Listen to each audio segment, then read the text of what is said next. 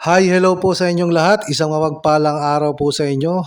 Nagbabalik po muli ang Eric's Vlog. Ngayong araw ho na ito ay pag-usapan ho natin kung ano ho ang nangyari sa labanan ng Governor at Vice Governor ho sa Laguna Province dahil ho matindi ho ang labanan dyan sapagkat magkakalaban ho ay ang meron ho isang dating miyembro po ng House of Representatives. Ang isa naman ho ay kasalukuyang miyembro po ng House of Representatives. Ang isa naman ho ay incumbent Vice Governor at meron pa pong mga ilang bigating personalidad na lumaban ho sa Governor, ganoon na rin ho sa pagka-Vice Governor.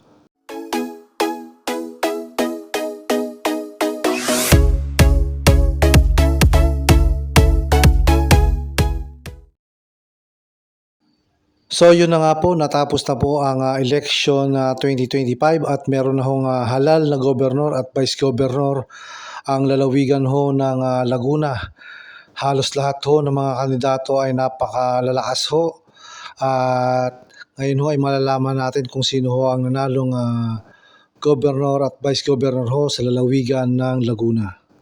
So ito na ho yung naging resulta ng labanan ho sa pagka-gobernador sa lalawigan ho ng Laguna.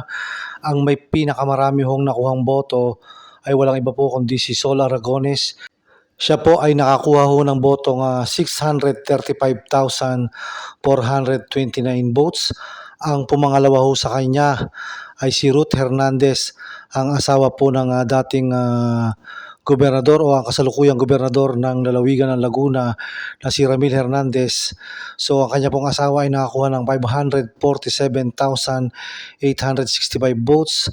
At ang isa pa pong lumalaban na si Dan Fernandez, ang kasalukuyang pong kongresista sa Laguna ay nakakuha ho ng botong 285,188. At ang pang-apat naman po ay si Karen Agapay. Siya po ay nakakuha ng 114,725.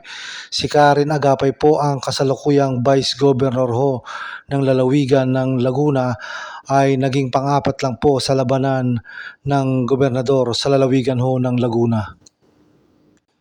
Ang top 1 at top 2 ho na naglaban sa o nakakuha ng pinakamaraming boto ay si Sol Aragones, ang dating congresswoman sa lalawigan ho ng Laguna, at si Ruth Hernandez ho, ang kasalukuyang kongresista sa lalawigan ho ng Laguna. So sila hong dalawa ang nakakuha ng pinakamaraming boto nitong nagdaang eleksyon. At ang kalamangan ho ni Sol Aragones kay Ruth Hernandez ay nasa 87,564 votes po. So yan po ang naging kalamangan ng nanalong gobernador na si Sol Aragones laban po kay Ruth Hernandez na nakakuha po ng ikalawang pinakamataas na boto nitong nagdaang eleksyon po May 12, 2025. At si Governor-elect Sol Aragones po ay naiproklama na bilang lehitimong gobernador ng lalawigan ho ng Laguna. So mag-uumpisa ho siyang umupo sa lalawigan ng Laguna bilang gobernador o gobernadora mula June 30, 2025 at matatapos ang kanyang termino June 30, 2028. So may 30 taon na term po para maglingkod itong Governor-elect na si Sol Aragones. At sa labanan naman ho ng Vice Governor sa lalawigan ng Laguna, ito ho ang naging resulta.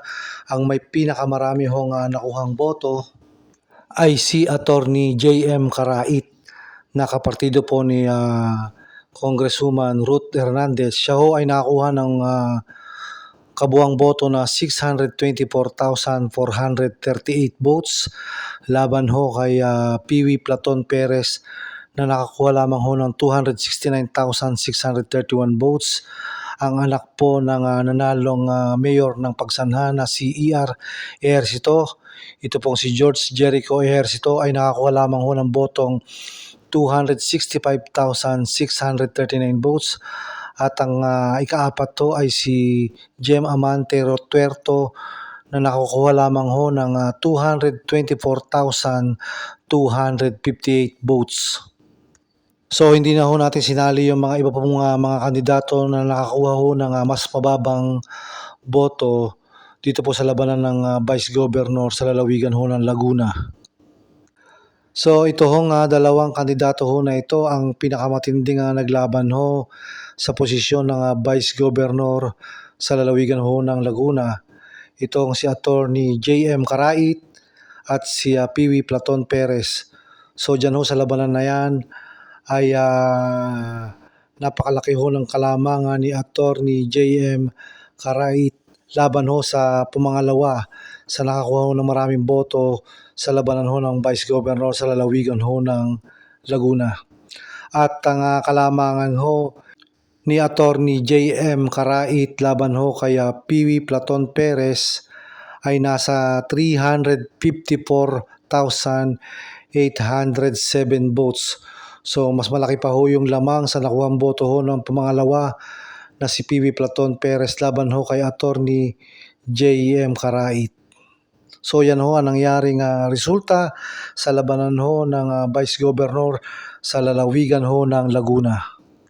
So yun po ang nangyaring resulta po sa halalan sa posisyon po ng gobernador at vice-gobernador sa lalawigan ho ng Laguna itong nakaraan hong Lunes, May 12, 2025. So ang governor-elect ho sa lalawigan ng Laguna ay si Sol Aragones at ang vice governor-elect ho ay si Attorney J.M. Carait. So sila po ay uupo simula June 30, 2025 at matatapos ho ang kanilang termino sa June 30, 2028. So yan ho ang naging resulta. Aabangan ho natin kung ano ho ang mga magiging development at progress ho sa lalawigan ng Laguna dito ho sa pagkakaupo ni Sol Aragones bilang gobernador at si Attorney J.M. Carait bilang bagong Vice Governor ho ng lalawigan ng Laguna. So hanggang dito na lang po muna uli ang ating video. Maraming salamat po sa patuloy na nanonood ng aking mga video na ina-upload at sa lahat po ng hindi pa nagsasubscribe, mag-subscribe po kayo para po ma-notify kayo at mapanood nyo po ang lahat ng aking video na ina-upload. Maraming salamat po sa lahat ng nag-subscribe. Thank you po and God bless.